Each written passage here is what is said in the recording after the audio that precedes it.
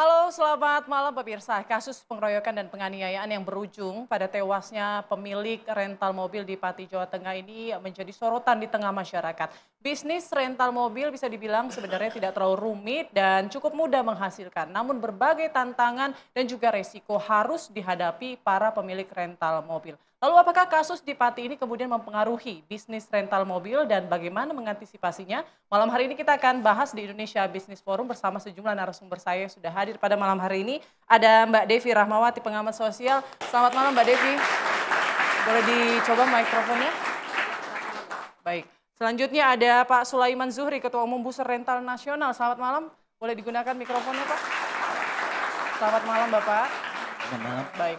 Dan di sebelah kanan juga ada Bang Azaz Tigor Nainggolan, pengamat transportasi. Selamat malam Bang Tigor. Selamat malam.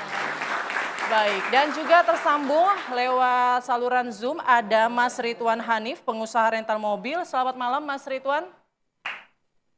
Malam, Mbak Putri. Baik, terima kasih sudah hadir pada malam hari ini. Namun sebelum kita memulai diskusi kita saksikan dulu informasi yang satu ini.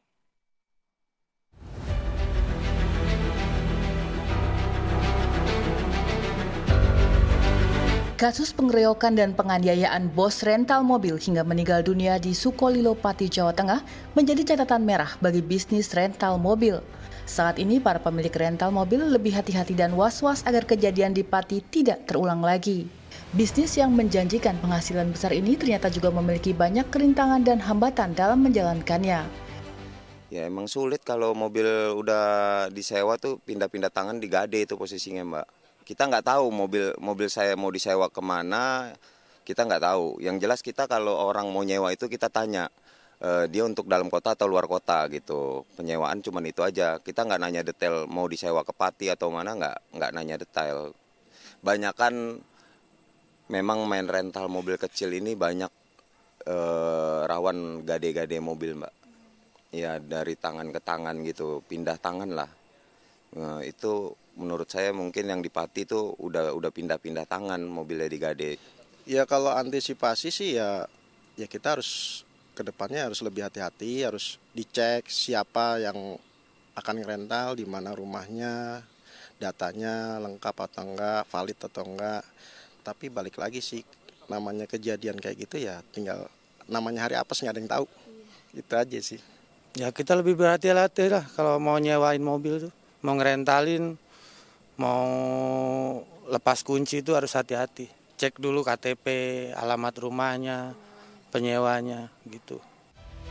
Bisnis rental mobil memiliki kemudahan untuk menjalankannya dan modalnya juga tak harus besar. Namun, bisnis ini juga rawan resiko. Di antaranya rentan terhadap kerusakan, mobil mudah kotor, pelanggan yang tidak mau membayar biaya sewa hingga menjadi sasaran kejahatan seperti pencurian mobil yang baru-baru ini terjadi di Pati, Jawa Tengah. Ya pemirsa, tak heran ya kalau misalnya para pemilik rental mobil kemudian was-was begitu ya dengan adanya kasus di Pati ini. Nah, saya mau langsung tanyakan ke Mas Ridwan Hanif, apakah juga Mas Ridwan harap-harap cemas ini atau lebih selektif mungkin memilih penggunanya ini ke depan? Ya, sebenarnya itu sudah dari dulu ya. Masalah rental mobil digelapkan itu bukan barang baru. Kebetulan kita rental mobil ya dari tahun 2008, kebetulan saya itu masih SMA juga. Ya memang ketika kita ada penyewa itu kita mesti hati-hati. Kita memang harus lakukan background checking. Memang jadinya seperti detektif swasta ya. Tapi sebelumnya saya ingin turut berduka cita juga untuk Pak Bung Hanis, dan kemarin itu sempat ada hoax yang dilakukan oleh akun akun tidak bertanggung jawab dan menyatakan bahwa Pak Bung Hanis itu adalah pelaku bukan korban. Itu tidak benar ya. Pak Hanis itu adalah pengusaha rental mobil yang sudah cukup lama, dan kedua beliau ini orang baik ya. Jadi beliau itu bersama istrinya membuka pelatihan gratis untuk orang-orang yang mau menjadi edukator atau guru orang-orang dengan disabilitas, anak-anak dengan disabilitas. Dan salah satunya murid beliau itu ada Mas Reski yang di TikTok punya 600.000 followers. 2014 beliau sekitar 5 bulan pernah belajar di sana dan tidak dipungut biaya apapun. Jadi beliau orang baik. Jadi memang kalau kita ngomong rental mobil, ini bisnis yang high risk dan low return ya. Jadi balik modalnya lama, dan resikonya memang tinggi. Karena walaupun kita sudah melakukan hal yang sudah sesuai prosedur, kita merasa bahwa ini aman-aman saja. Let's say kita punya kontrak dengan perusahaan, pasti perusahaannya itu benar, nggak ada masalah. Tapi kan namanya mobil dipegang orang banyak ya, misalkan perusahaan A itu dia punya pegawai lebih dari satu dan makainya banyak. Ya bisa jadi penyewanya sudah benar, tapi ada pegawainya yang nakal. Atau mungkin mobilnya dipinjam oleh orang yang menyewa, tapi dipinjamkan lagi oleh yang menyewa tersebut. Dan juga nggak menutup kemungkinan juga di perjalanan ada laka yang namanya mobil benda bergerak ya. Kejadian laka itu hal yang tidak bisa dihindari dan juga mobil kita juga bisa digunakan untuk kriminalitas. Jadi ada beberapa juga kasus bahwa nggak cuma mobil kita digelapkan, tapi ada beberapa kasus lainnya yang memang itu membuat kita tidur tuh jadi nggak nyenyak gitu. Jadi emang banyak sekali ya. Tapi yang jadi concern saya untuk saat ini permasalahan penggelapan mobil dan penadahan mobil itu sekarang itu sudah semakin berani. Ya, kayak misalkan sekarang ini banyak ya, karena saya dari tahun 2008 sampai sekarang itu memang masih banyak orang-orang atau satu kampung itu memang mereka kalau mau membeli kendaraan, mobil atau motor, mereka tidak peduli dengan surat menyurat ya, dengan BPKB-nya, STNK only nggak masalah. Jadi memang orang-orang sudah tahu bahwa mereka membeli barang yang bermasalah, entah itu mobil tarikan leasing, misalkan ada orang ngambil kredit mobil atau motor, nggak lama nggak dibayar cicilannya langsung dioper ke tempat-tempat yang menjadi sarang penadah. Jadi memang hal-hal inilah yang membuat semakin marak karena demand-nya ada, ya. Orang yang mau menampung ada. Dan itu sudah menjadi kewajaran. Orang ketika menampung barang-barang seperti itu sudah tidak memiliki rasa bersalah lagi.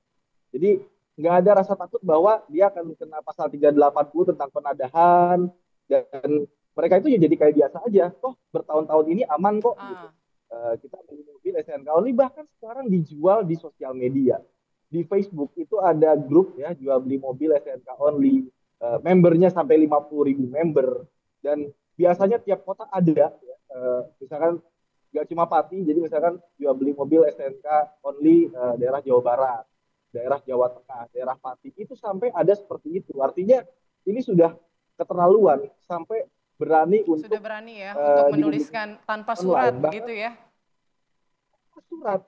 Bahkan teman saya tuh dulu tahun saya lupa tepatnya 2017 atau 2018 teman saya di Autonet X itu dia pernah kemalingan motor di rumahnya. Baik. Ya, lagi malam tiba-tiba pagi motornya nggak ada, terus akhirnya dia cari motornya dia sendiri dari grup-grup jual beli di Facebook dan ketemu ada motor KTM dijual tanpa BPKB, tanpa STNK, dijual dengan harga murah sekali. Akhirnya beliau samperin bersama teman-teman dari kepolisian, akhirnya motornya bisa kembali. Artinya sekarang ini sudah segamblang itu dan seberani itu orang-orang untuk menjual dan mentransaksikan barang-barang hasil penggelapan rental mobil. Karena memang demand-nya juga terus meningkat, jadi pelaku tidak takut lagi ya untuk menjual mobil-mobil yang mungkin curian begitu ya, yang sudah digelapkan. Baik, mungkin saya mau ke Pak Sulaiman. Pak Sulaiman, ini Buser Rental Nasional, mungkin boleh dijelasin sedikit apa sebetulnya tugas dari Buser Rental Nasional ini?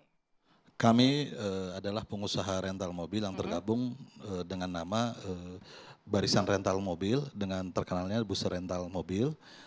Anggota kami ada 2.200 dari Sabang sampai Maroke.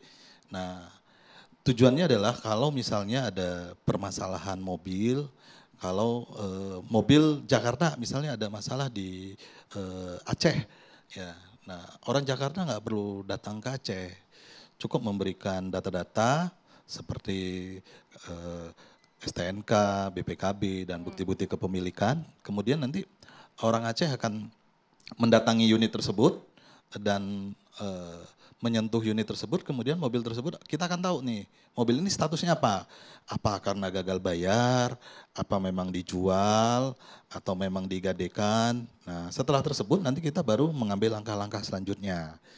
Dan kami berprinsip orang Aceh pasti lebih hebat untuk menarik mobil di Aceh karena sudah mengerti kearifan lokal dan juga budaya di tempat tersebut.